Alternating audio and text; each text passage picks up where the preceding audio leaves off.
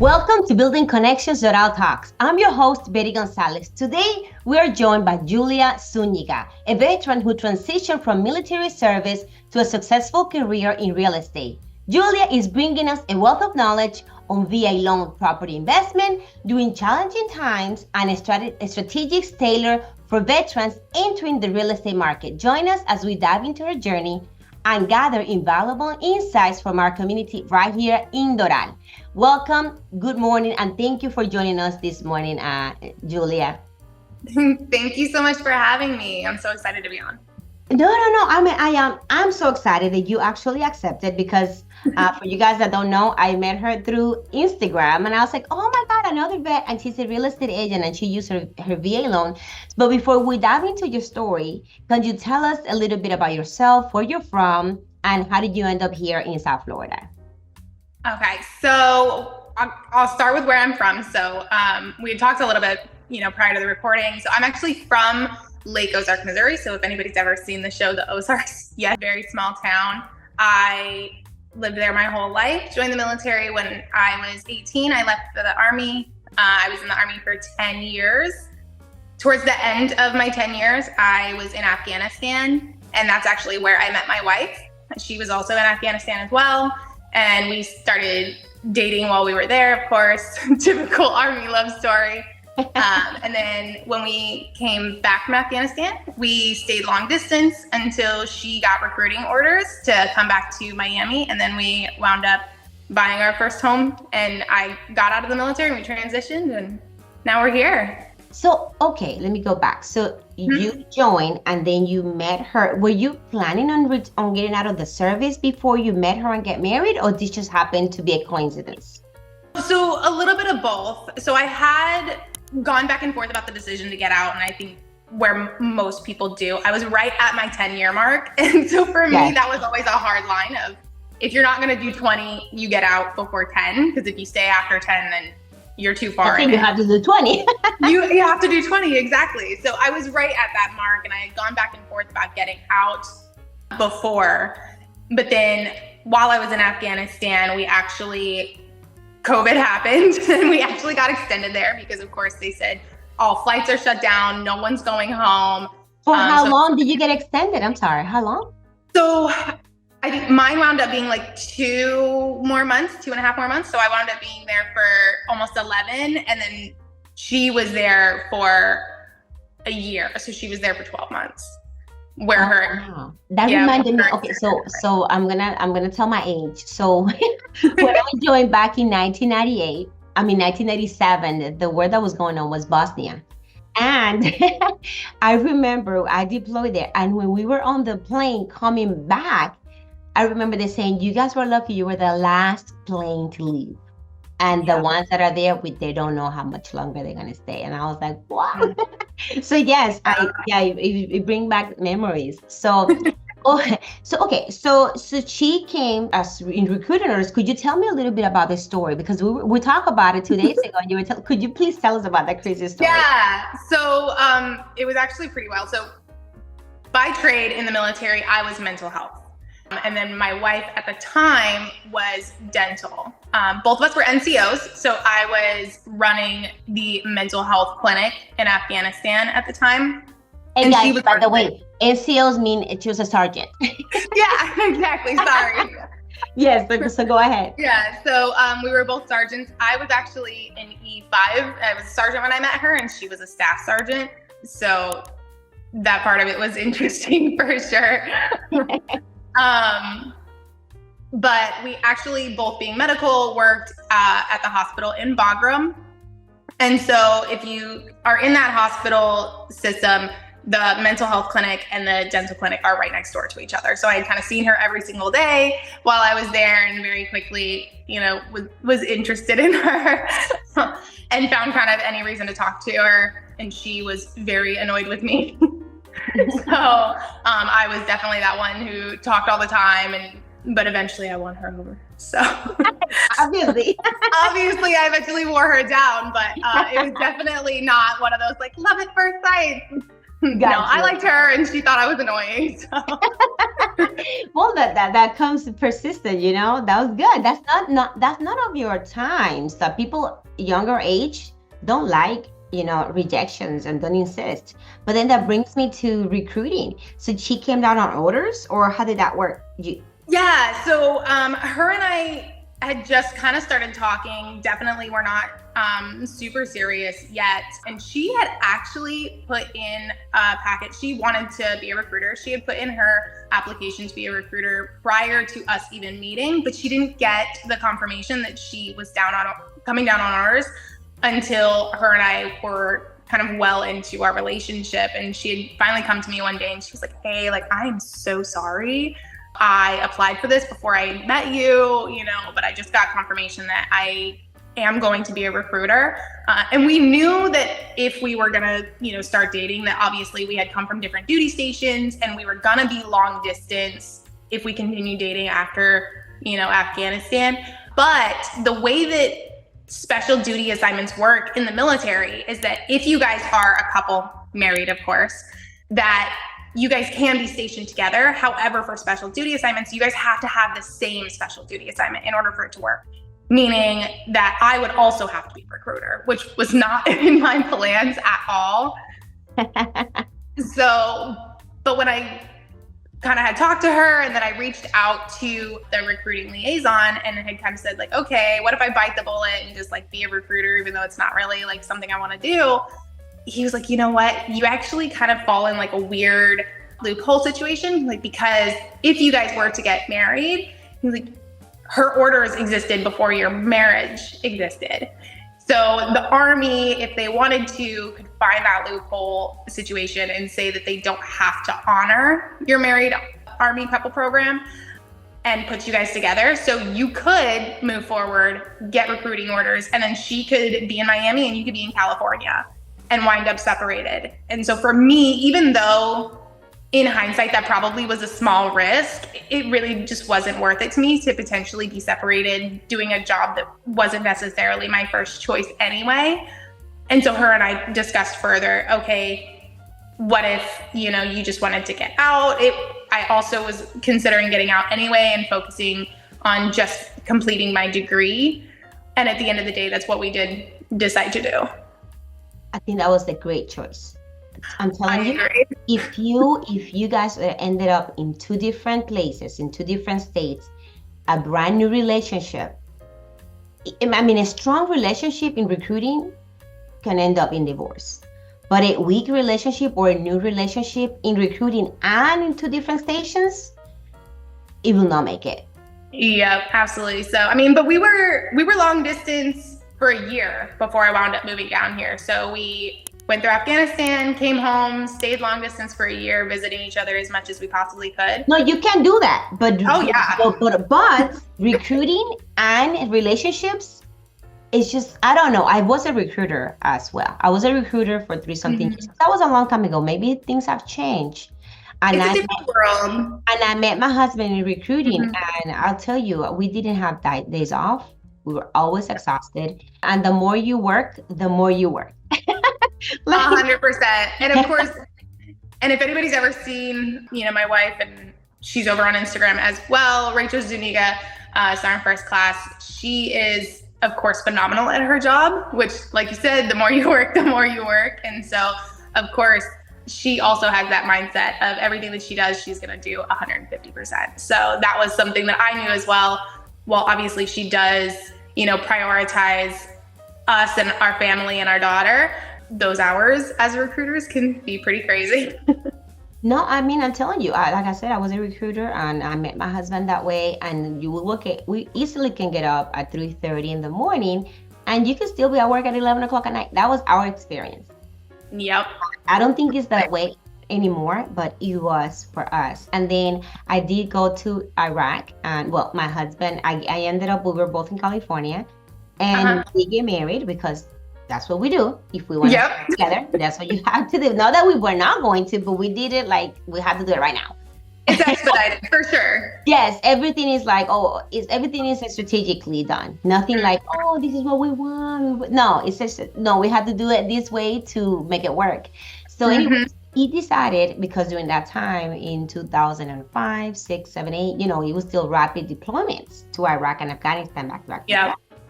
And I was like, okay, Chris, I know right now. So I'm going to, for Hood in Texas, I don't know the new name now. It's a new name, but yeah. And then I'm pretty sure I will be deployed. But he's like, okay, I'm going to stay in recruiting and I'm going to be a 79 Romeo. So one of us behind. But guess what? I don't know what happened in the whole thing in the Army Marriage Couple Program too. Yep. And they wanted to keep him in California. And I was heading to Iraq and my son was only months old. He wasn't even a year old. Oh. And I had nobody in Texas. And he couldn't keep it in California because it was just him and nobody will take care of a kid 24/7 because of the hours. It was so stressful, girl. Julie, I lost my hair all the way from here to here. Like I lost my hair. No, it was stress. No, I believe it. It was horrendous. I believe it. Was horrendous. And then my husband was the best recruiter. But in the place that we were, the best recruiter had the worst numbers, had the numbers of the worst recruiter in Texas. It had to be done through Sergeant Major to Sergeant Major. Yeah. And the Sergeant Major said no, like basically that my husband wasn't good enough. Yeah. For him to accept him in Texas. He had to be accepted there. And right. I guess the other Sergeant Major felt like offended and he let him go. Something that you never hear. He released him from 79 Romeo and said, I gave you your word, my word that you were going to go to Texas. And he released him from recruiting and let him go to be a regular soldier back because he felt offended. He's like, I'm giving you my best recruiter. And you are rejecting me like, oh no. And that's how we got lucky. But my husband got there. I was already in Iraq, and then my husband finally got there. My son got to stay with my cousin for a few months. But it's hard. The military life is hard with the military, even if it's only one, even if you're just a spouse and you're in the service. I know it's hard. But when both of you are together, it's also hard. It is, and that's definitely and that was also part of a deciding factor for my wife and I as well, because we didn't know that. And obviously having a lot of friends who were both, married, both still in the military and making that work as they were establishing their family. And we both knew very early on that, starting a family was going to be very important to us. And so that definitely was part of that decision of, hey, we're both getting up there in rank and this is only going to get harder and harder and harder to balance these careers, and have the family life that we want to have. And so absolutely that did play a part in us deciding, maybe it's best that only one of us stays in while we, go through this next journey. I know it's hard. It's hard when you're making that decision because you don't know what's going to happen on the other side, especially when your first real job was as soon as you get out of maybe high school is the Army. This is the only thing I've ever done, but I'm gonna do something else. You don't know. So all of this dynamics. So let me ask you this. Could you tell me then how was that transition from the military life to now being an Army wife here in South Florida? It's a big city and transitioning into real estate. Which we can agree is very similar to recruiting in a way. So how does that happen? How that transition? I know, I wound up a recruiter without wanting to be one. It was different. And here's what I will say is that my experience was probably different than what a lot of people will get in that transition from, being in the military to being a spouse, is because when you're in the military, it's not just a job, it is absolutely a lifestyle and its own community, And so when I got out of the military and then transitioned, that in and of itself is already, very much a shock. I went from being a leader and having soldiers who were, 18, 19 years old. So when I went to school full time, I was sitting in classrooms and all of my peers were 18, 19 years old and I was no longer, their leader. And that was an adjustment for sure. But coming from being in the military to being a spouse, but being a spouse in recruiting where you're no longer on a military installation, and in South Florida, it can be very isolating. that the veteran community is not as connected down here as we would really hope. So that part of it has been a very interesting and difficult transition as well, because there isn't that sense of community of other military spouses, other, military families that you get to see on a daily basis that understand the specific struggles and aspects of life that we have that is just different than other civilian families around us. So that part of it has been very interesting. Even talking to other, friends and families that we know that are still in the military and talking to them as spouses, there is a little bit of a disconnect there because they do still, have that military community around them. But thankfully, as far as the recruiting family that we have down here, the recruiting family has been great. And the company that my wife is part of is great. And so we do have that, but it's definitely different. It's definitely different. Oh no, I totally identify. I mean, obviously, my husband is not in anymore, and I retired. But I do feel that the military is very scattered here, and that's why I want to build connections. That's why I gravitated towards you right away when I saw that you were an real estate agent here in South Florida, and that you're a veteran and you're advocating for the VA loan. And that brings me to this next question. Yep. It's pretty interesting to me that you told me that not only you bought one house in South Florida with your spouse, but you guys decided to buy two and use both of your VA loans. Why did you choose to buy properties during the pandemic?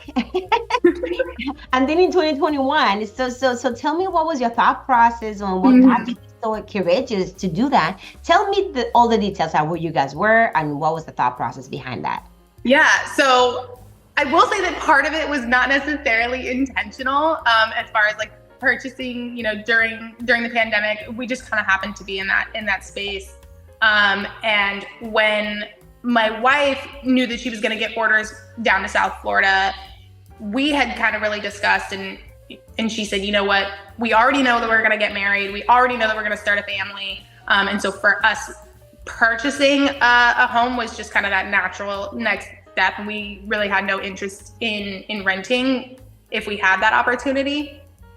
So that really was the goal. Now, purchasing our first home was a whirlwind because it was during that time of COVID. So we had kind of discussed this a little bit before, how neither one of us were in Florida. My wife was still in Arizona and I was still in North Carolina.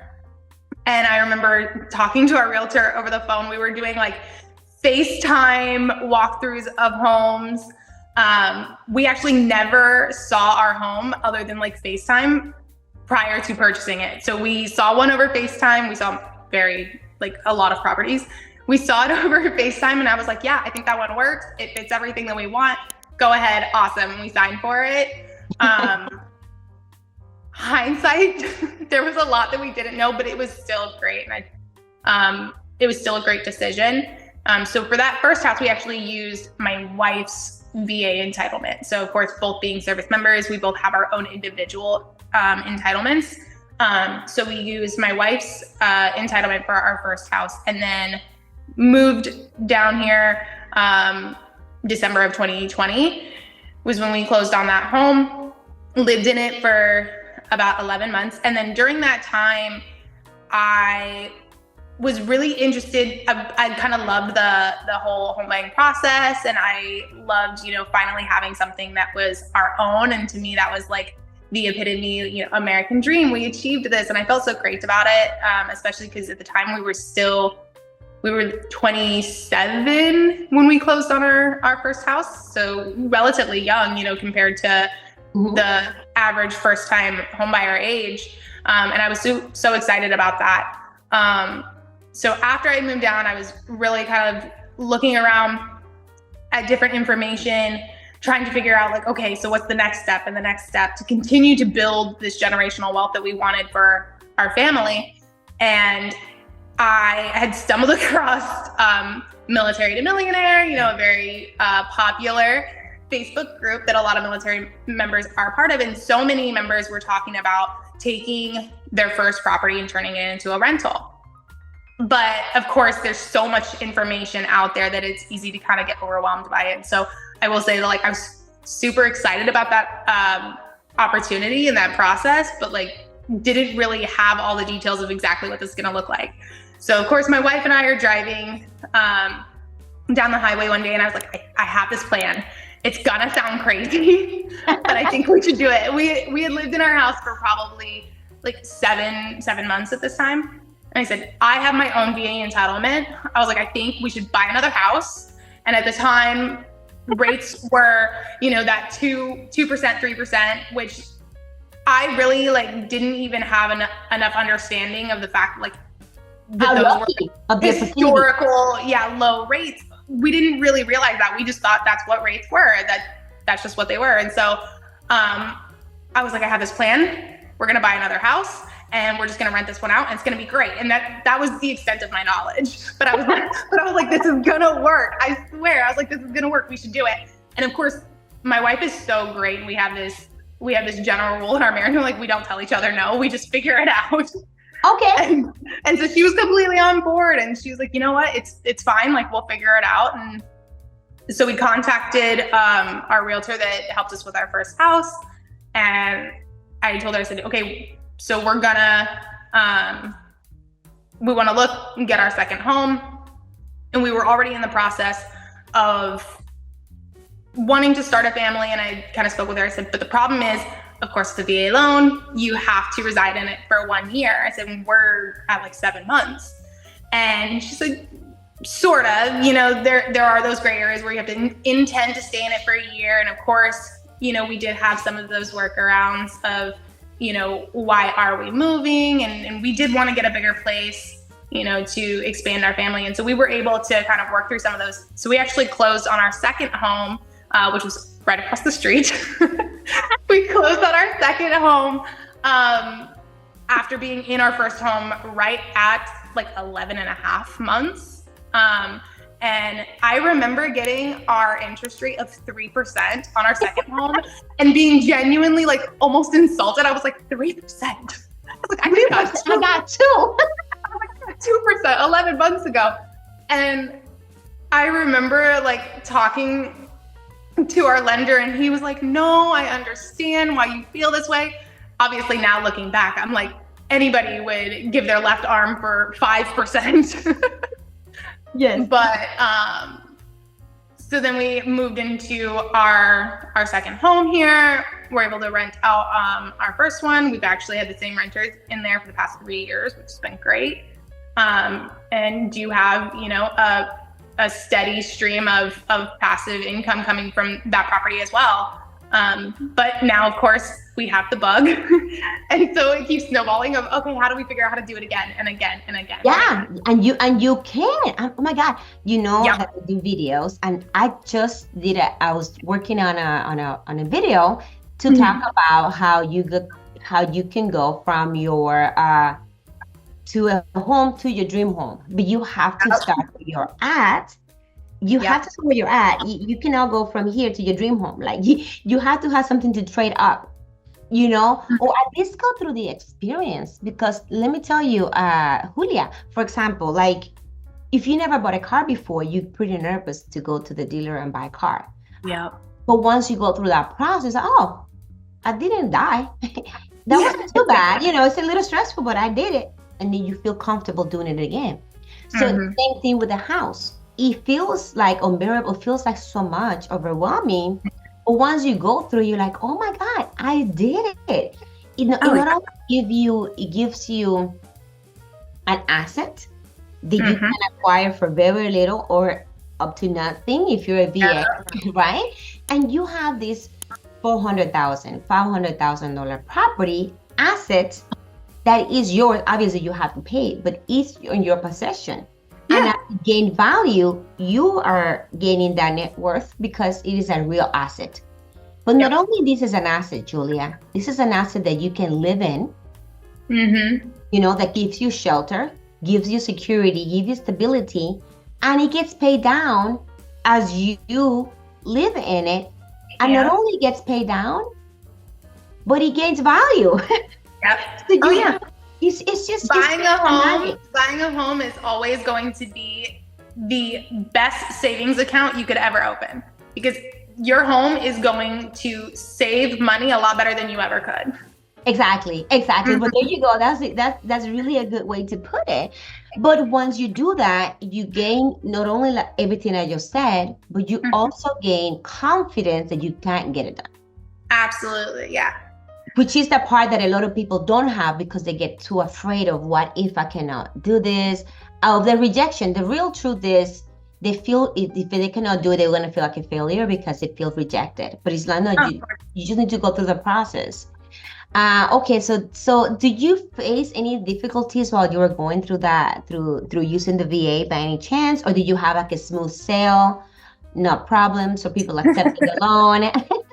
I think it was, I will say the process was not nearly as overall difficult as I anticipated it in my head. Kind of how you had said, like, you just haven't been through it before. And so that part of it is a little bit difficult. Everybody, I had heard it hyped up of, oh, with VA loans, you know, the appraisal process is going to be a nightmare and nothing's going to get approved and these things. But that actually really was not the case. Honestly, I think the hardest part that I found with this whole process was, as a soldier, I don't think enough information was given to us, even though the information is out there in the internet, and not enough information was given to us to really understand this incredible benefit that we do have. Because honestly, financially, myself and my wife were in a position that I think if I really understood how home ownership could be such a benefit to us, we probably, you know, individually would have purchased our first homes, you know, 5 years before, you know, meeting each other, and would have already had that established. And so that definitely came into play when we were purchasing our first home as well, is that the process itself was not necessarily difficult, but just getting the information was hard. And even though like the realtor that we used, you know, was an incredible person and she was great, obviously we used her twice, that still kind of felt a little bit like the blind leading the blind in a way. And she was an incredibly seasoned realtor, so she was very aware of the process. But working with veterans is a very specific situation. And so that part of it did feel a little bit disjointed for sure. But as far as buying the home itself, the process was not nearly as difficult as we would have imagined. And of course, buying our second home, even easier. Right. So I'm glad that you touched on that, because you're a seasoned agent or established agent means that you have had experience working with the veterans or the VA loan. Because I pride myself in helping veterans buy the first home or even the second home if they haven't purchased in a long time, or even making them aware that they could purchase a home using the VA loan. Yeah. Therefore, I have a lot of VA loan buyers. Yeah, absolutely. So I work with agents that have been in the business for 20 years and even done 0 or maybe 1 transactions with the VA.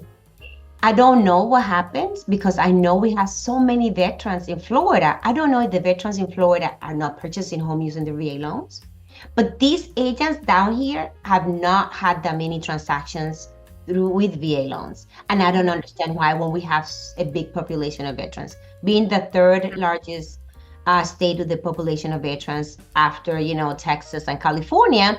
Yeah, I am mind blown.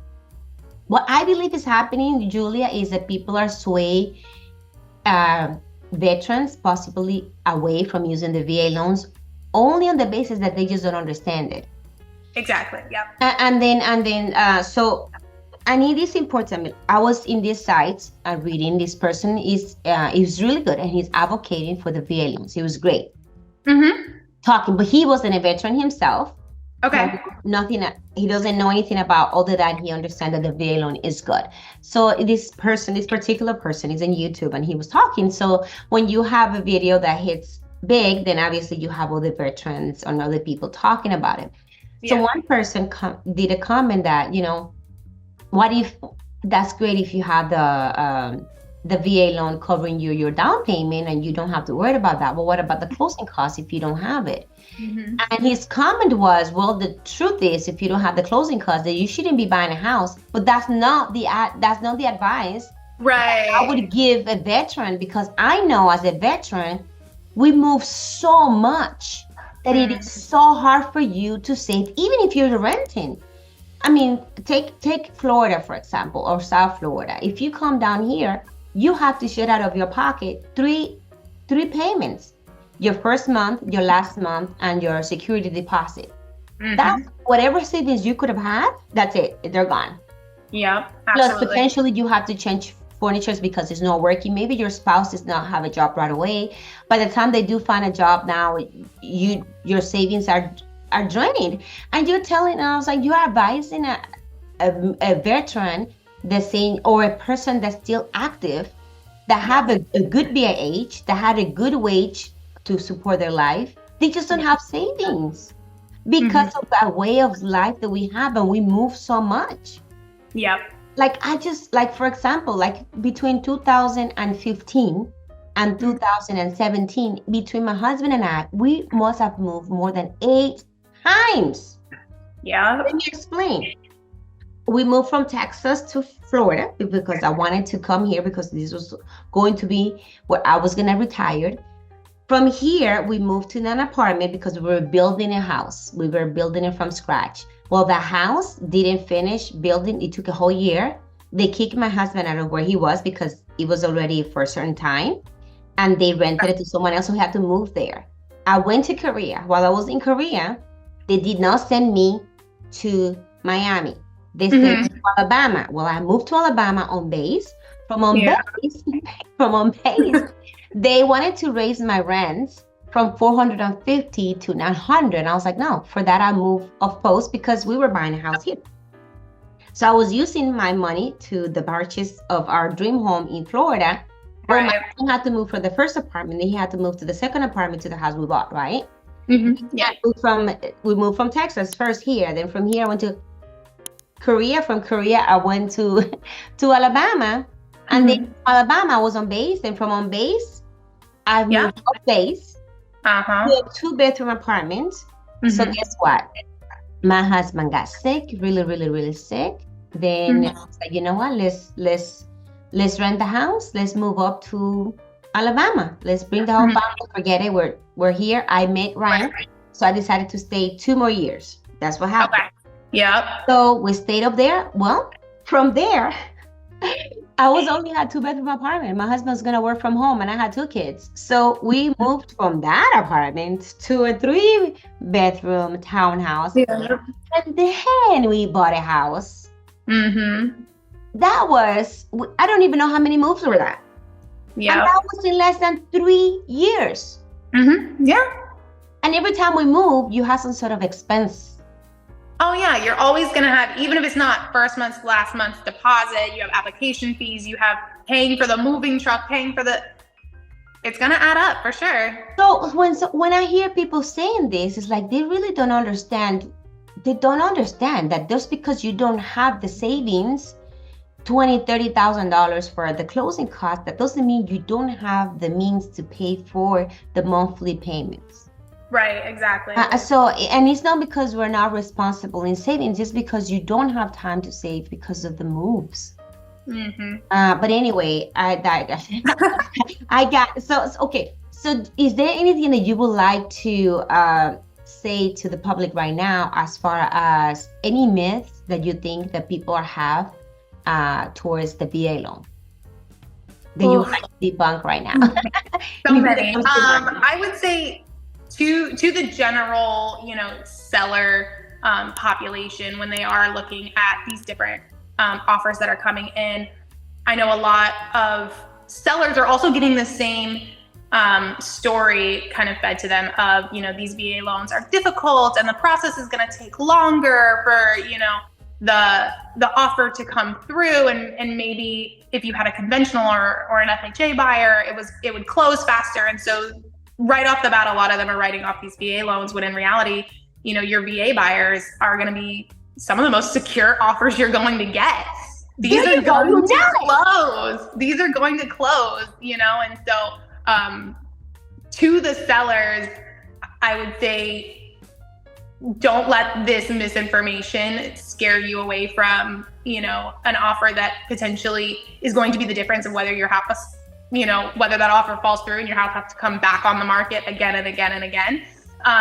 And to, all of my veterans who are hoping to use their VA loans, not only obviously work with, realtors who are experienced not only in using and helping clients that have VA loans, but I would recommend, working with a veteran realtor as well, just because on a personal level, they understand the additional dynamics that your family has.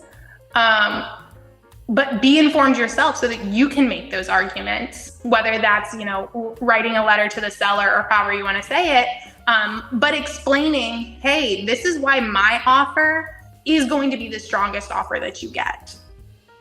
Yes, and as agents, we can do that. And I explain that to agents. I feel that my job is to educate other agents because that's what end up happening. Once you educate the agent and they feel comfortable, then they feel comfortable explaining it to the seller. So that the seller can feel comfortable accepting this offer. And it has happened to me, I promise you, more than once. And the reason, so let me explain to whoever does not understand what you just said.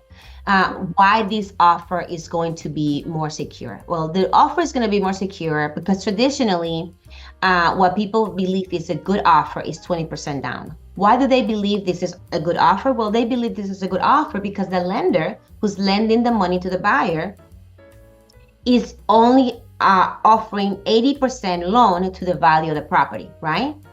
Yeah. So meaning if for some reason the buyer defaults on this property, then the lender feel confident that they could turn around, resell it, and still make a profit. Yep. So what people believe that the VA loan is, since it's 100%, loans to the buyer, that is not going to have any equity. Therefore, it's not a secure loan. False. The truth is that the VA backs the lender, backs the buyer with 25% of that loan. So if the buyer happened to default on this loan, the lender then gets 25% of whatever the value of whatever the loan was. That therefore makes it very confident for the lender to lend on that buyer. So when you see a buyer has a pre-approval letter for a VA loan, that means that the lender is backed up by 25% by the VA loan to support that, loan. And people don't understand that. So it's like if you get a soldier or a veteran that's telling you, I'm going to put a VA loan offer, this person has this vetted and it's 100% that you could close on that loan. Mm-hmm. More so than any other loan. And that's the thing that I want people to understand. And I'm glad that you brought that up. So let me see, you say what advice. I have a few questions here that you have. Okay, property. Do you have a strategy when you pick your properties? Like, did you have in mind, I want it to be this much for mortgage payment because if I want to rent it, or it was just a coincidence?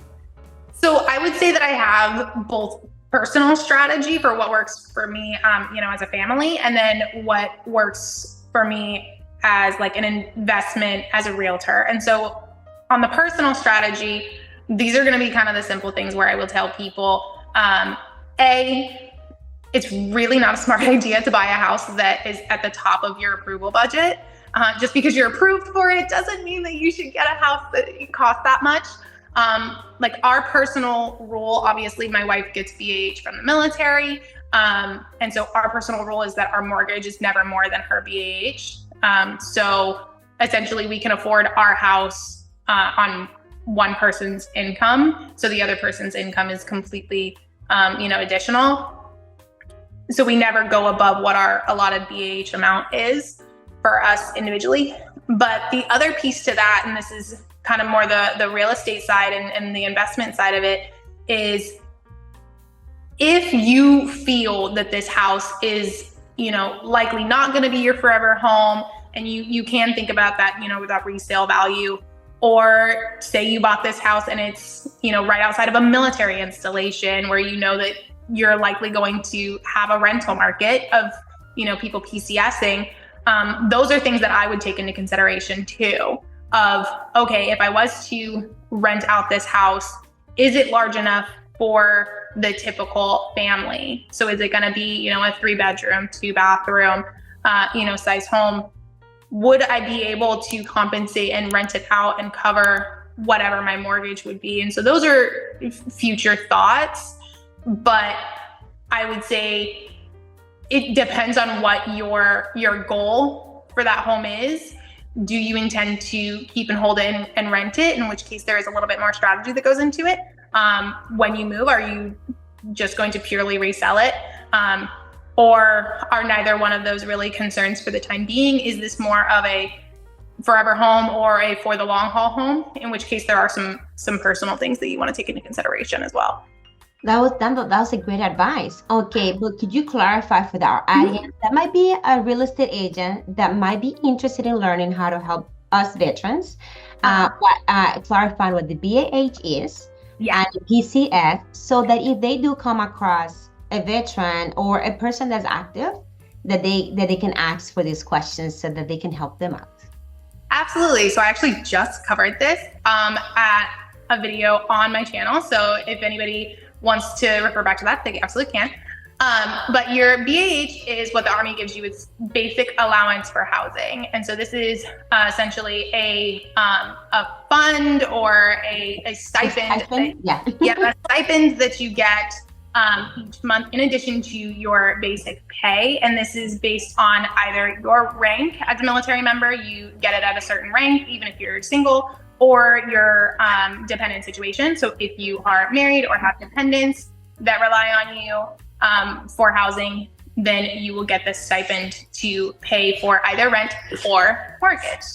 So if you were to purchase a home, then that monthly amount would be how much the military is giving you to pay that mortgage payment or pay that rent amount. So for example, as a recruiter, you're going to get that monthly amount and it's going to be specific to your zip code. And that makes sure that it is in keeping with the price of living in that area. So of course that BAH amount is going to be different for Miami than it is for, rural Missouri.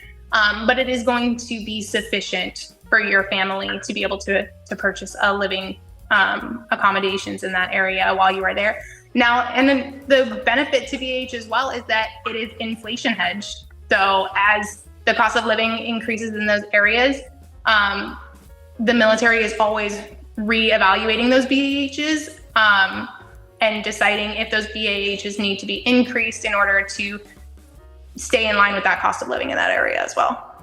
Well, thank you so much. And then also if you touch a little bit of what a PCS means for those agents that would like to help the veterans but do not necessarily understand what that means.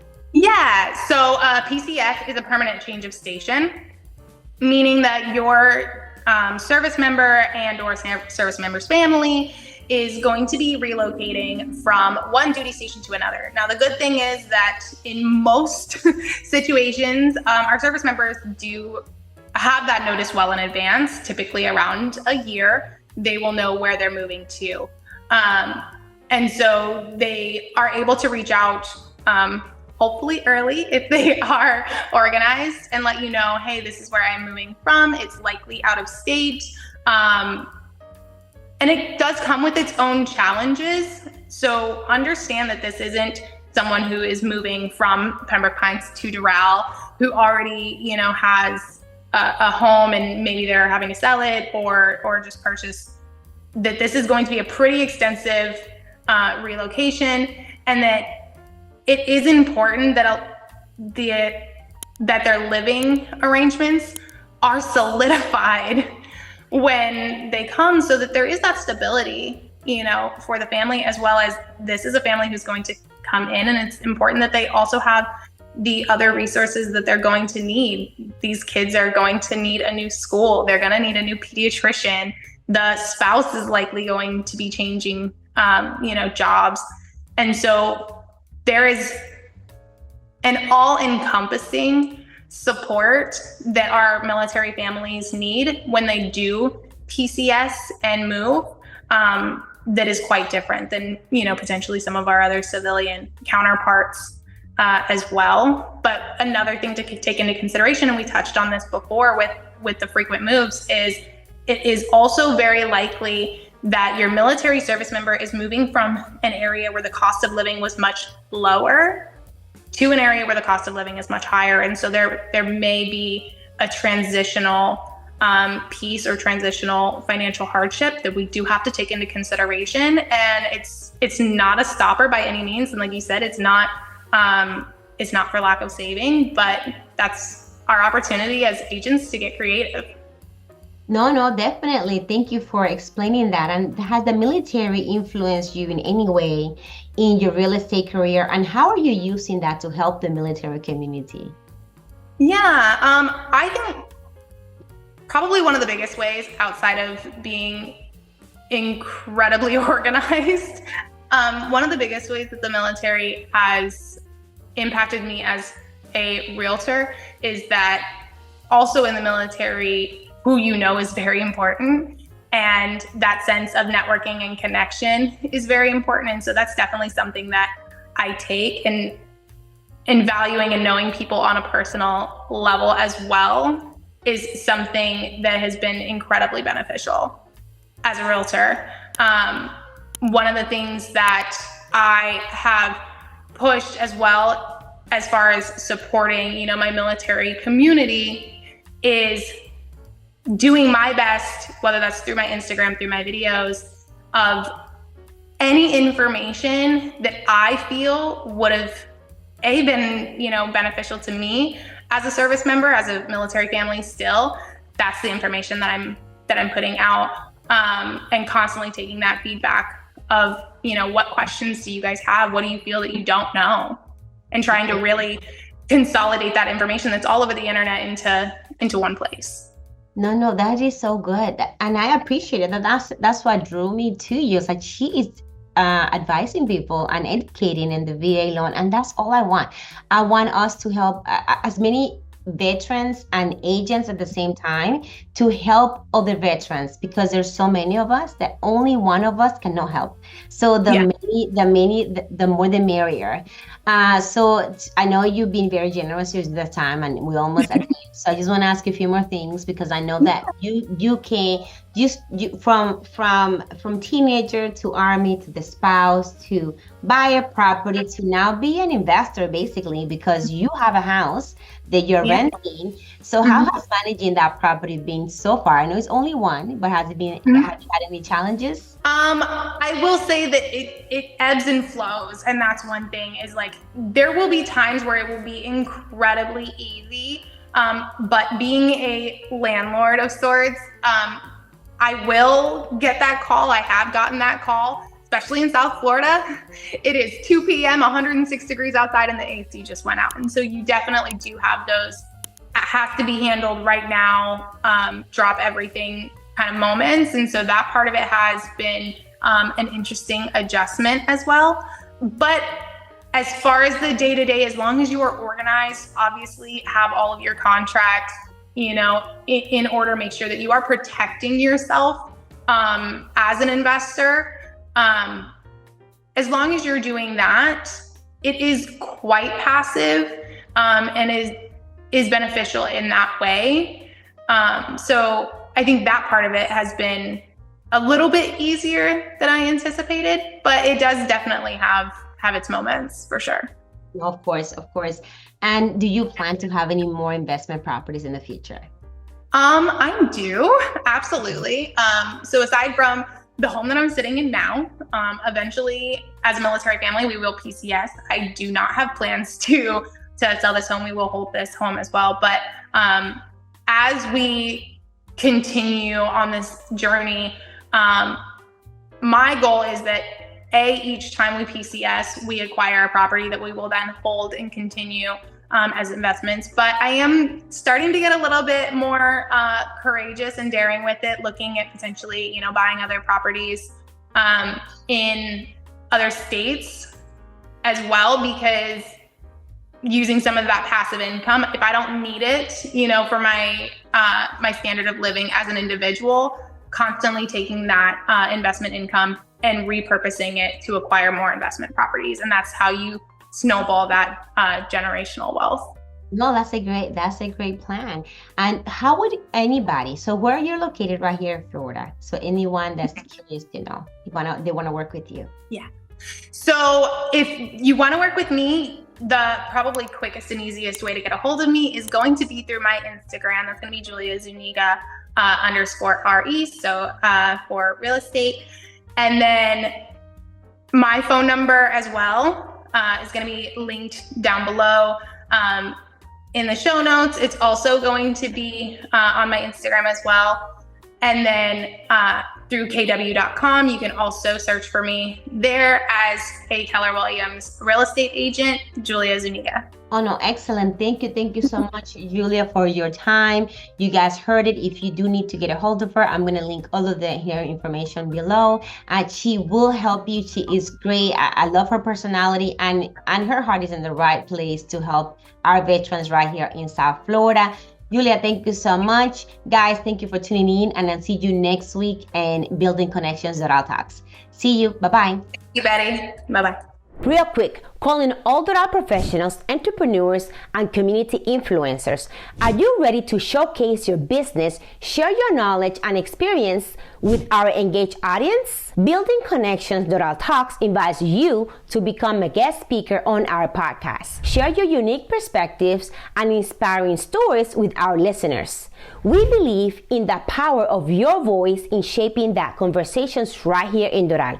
Click the link below to submit your information and be part of our next episode. Join us in building connections, sharing knowledge, and growing together. Don't miss this opportunity to be a featured guest on Building Connections Doral Talks. Tune in, connect, share, and grow together with Building Connections Doral Talks, reshaping the way we engage with the diverse voices of Doral, one guest at a time.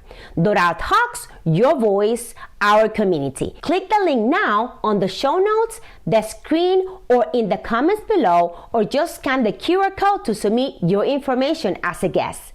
I hope to see you soon. See you in the next podcast. Bye.